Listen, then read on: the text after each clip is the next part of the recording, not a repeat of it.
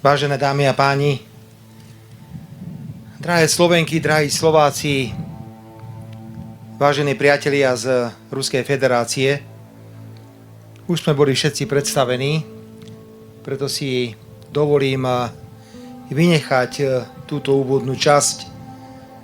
Veľmi neformálne chcem len pripomenúť, že je tu s nami aj štátny tajomník Ministerstva zahraničných vecí a európskych záležitostí, rodák odtiaľto z Michaloviec, pán Marek Eštok, ktorý mi nepostrádateľne predstavuje pomoc pri všetkých možných medzinárodných aktivitách a bol aktívny aj v tomto projekte, kedy v spolupráci s ruskou stranou sme prijali rozhodnutie rekonštruovať a obnoviť tento ústredný vojenský cintorín Červenej armády.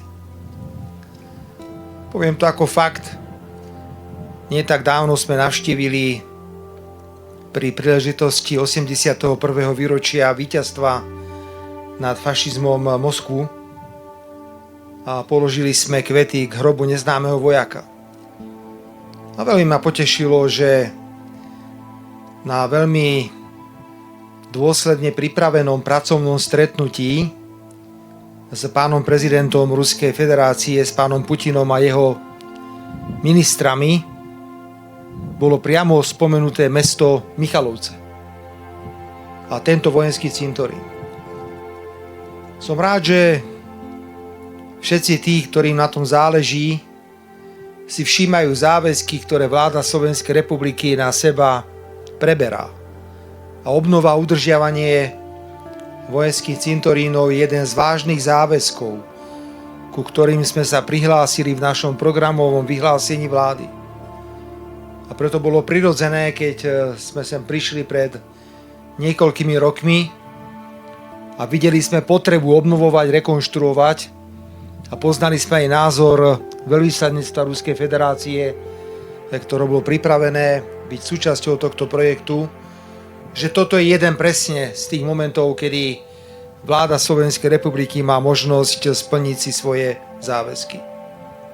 Mimochodom, prinášam sem do Michaloviec pozdrav prakticky od všetkých členov vlády Slovenskej republiky, pretože len pred pár rokami sme skončili výjazdové rokovanie vlády v Haniske pri Košiciach. A keďže niekto má iný program a niekto nemohol prísť, tak ma požiadali, aby som tento pozdrav tu vám, ako ste prišli, odozdal. Vážené dámy a páni, drahé Slovenky, Slováci, vzácni hostia, sme pomerne blízko k štátnym hraniciam a myslím si, že ťažko by sme hľadali lepší dôkaz toho, odkiaľ prišla na Slovensko a do strednej Európy sloboda. To nie je fráza. My si vážime všetky ľudské obete. Už sme si pripomínali koniec druhej svetovej vojny, oslobodenie Bratislavy na Slavíne. Boli sme, ako som spomínal, v Moskve. Potom sme išli do Liptovského Mikuláša. Pripravuje sa pravdepodobne ešte veľká oslava v Breste pri príležitosti napadnutia Sovietskeho zväzu v júni v roku 1941. Ale nechcem sa vyhnúť ani Normandii, ktorú navštívim 6. júna, pretože 6. júna 1944 bol otvorený druhý front. A ak pôjdeme pri príležitosti 250. výročia nezávislosti Spojených štátov do Spojených štátov, tak určite pôjdeme aj na Arlingtonský cintorín, aby sme vzdali úctu padlým v druhej svetovej vojne, ktorí bojovali proti japonskému fašizmu, ale aj voči nemeckému fašizmu tu priamo v Európe.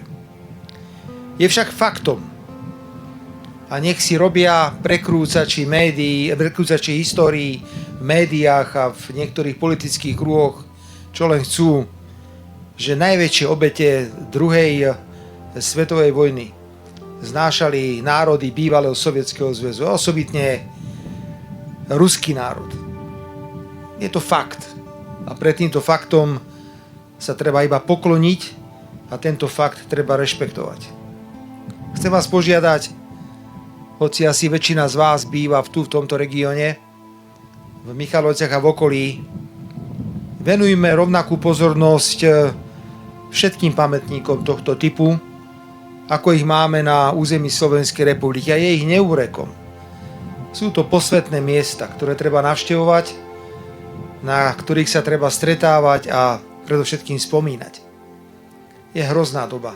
Je hrozná doba. Ja už sa nemôžem pozerať na to, prepáčte, že som osobný, čo niektorí vystrájajú v Národnej rade Slovenskej republiky. To je hanba.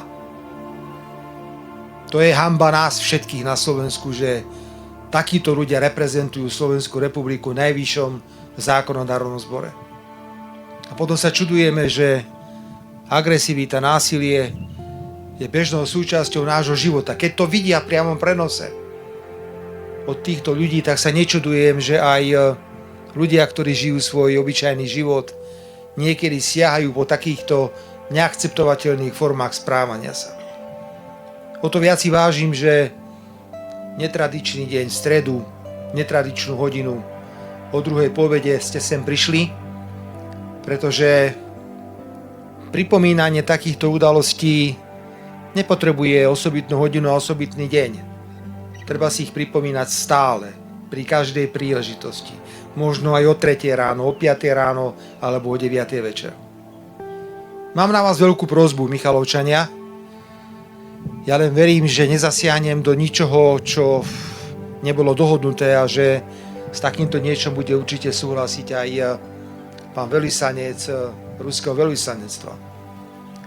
Podobné cintoríny a pamätníky sú na mnohých miestach Slovenska obľúbené ako miesto stretávania sa. Ja si nemyslím, že by padli vojaci, vojačky, je ich tu viac ako 17 000, šomrali, keby videli, že sem budú prichádzať mladé páry. Asi nebudú šomrať, ak budú vidieť možno dotyky rúk aj nejaké bosky. Určite nebudú šomrať, ak sem prídu ľudia sa len tak prejsť a porozímať. Je to takto na mnohých miestach Slovenska, ako som uviedol. Ak môžem poprosiť, urobme tu spolu ešte nejaké lavičky.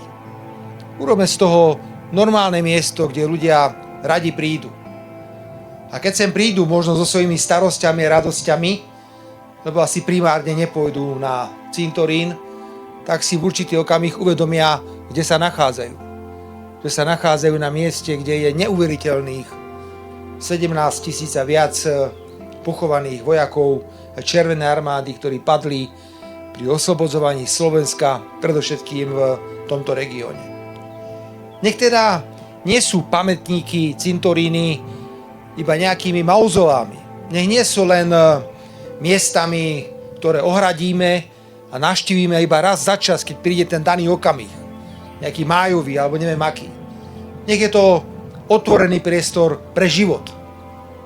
Pretože presne taký život, aký dnes máme, slobodný a pokojný, máme vďaka tejto obrovskej obete od národov bývalého Sovietskeho zväzu, obete, ktorá je pretavená práve na tomto cintoríne. Chcel by som poďakovať všetkým, ako ste prišli ešte raz a na záver veľmi normálne povedať sláva vojakom Červenej armády. Sláva všetkým, ktorí dokázali v rokoch 1941 po napadnutí Sovietskeho zväzu až do roku 1945 neuveriteľné veci. Robme všetko preto, aby sme si ten 81-ročný mier naďalej užívali. Robme všetko preto, aby Slovensko bolo bezpečné. Takže na jednej strane sláva vojakom Červenej armády. Pán veľvyslanec, ďakujem, posielame všetky pozdravy do Ruskej federácie, odtiaľto z Michaloviec. Nech žijú Michalovce, nech žije Slovenská republika. Ďakujem, že ste prišli.